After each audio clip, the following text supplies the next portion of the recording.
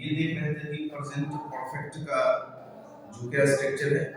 और present perfect पे जो सेंटेंस हम लोग बनाते हैं, तो प्रेजेंट परफेक्ट में V3 का यूज होता है और उससे पहले हैज का यूज होता है एक्टिव में।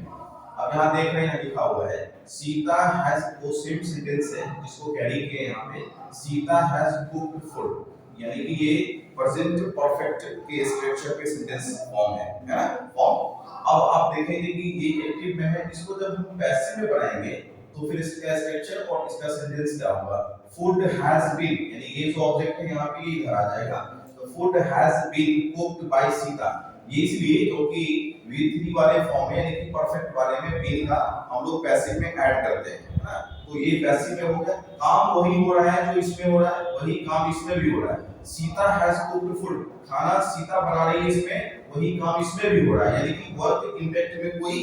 डिफरेंस नहीं आया है, सेम वर्क इंपैक्ट है, परंतु ये जो स्ट्रक्चर है थोड़ा सा भिन्न आपको दिख रहा होगा, लेकिन वर्क इंपैक्ट सेम है।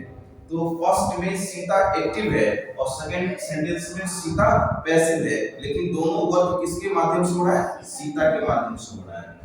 अब ये तीन टेंस बेस आप देख लिए, अब आपको यह देखना है ये जो चौथा जो चीज है ना, वो चौथा स्ट्रक्चर क्यों नहीं पैसिव में कन्वर्ट हो पाता है, क्यों हम लोग उसको छोड़ते हैं, इसलिए छोड़ते हैं क्योंकि यहाँ पे आप देख रहे हैं कि जब प्रेजेंट परफेक्ट कंटीन्यूअस की बात होती है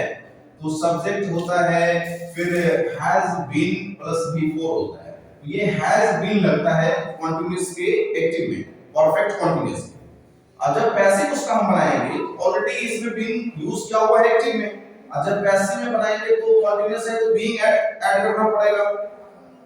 तो has been being plus V3 हो जाएगा। तो एक जैसा जो फॉर्म है वर्ब का, बीन का, वो डबल यूज हो जाएगा सेंटेंस में। जब दो बार यूज करेंगे तो सेंटेंस गलत हो जाएगा, इसीलिए बीन और बीइंग एक ही वर्ब है, दोनों का मतलब होना ही होता है, तो एक साथ हम एक सेंटेंस में दोबारा यूज नहीं कर सकते हैं बीन और बीइंग को, इसलिए सेंटेंस गलत हो जाता है और इसको हम लोग पैसिव में कन्वर्ट नहीं करते।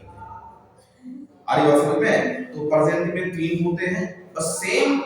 फॉर्म है, पास्ट में ऐसे ही तीन होते हैं, और फ्यूचर में दो होते हैं, सिंपल फ्यूचर का होता है और फ्यूचर परफेक्ट का होता है, क्योंकि फ्यूचर कंटीन्यूअस का भी नहीं होता है और फ्यूचर परफेक्ट कंटीन्यूअस का भी नहीं होता है। तो तीन इसमें होता है, तीन पास्ट में होता है, दो फ्यूचर में होता है। तो आज टेंस बेस हम लोग पैसिव में चेंज करते हैं। आगे बात समझ में, फिर हम लोग अगले क्लास में पास्ट का देखेंगे, ये सेम फॉर्म है और इसी फॉर्म के आधार पे पास्ट में भी बनता है, फ्यूचर में भी बनता है, और क्यों नहीं बनता है इस बात पे भी हम लोग चर्चा करेंगे नेक्स्ट।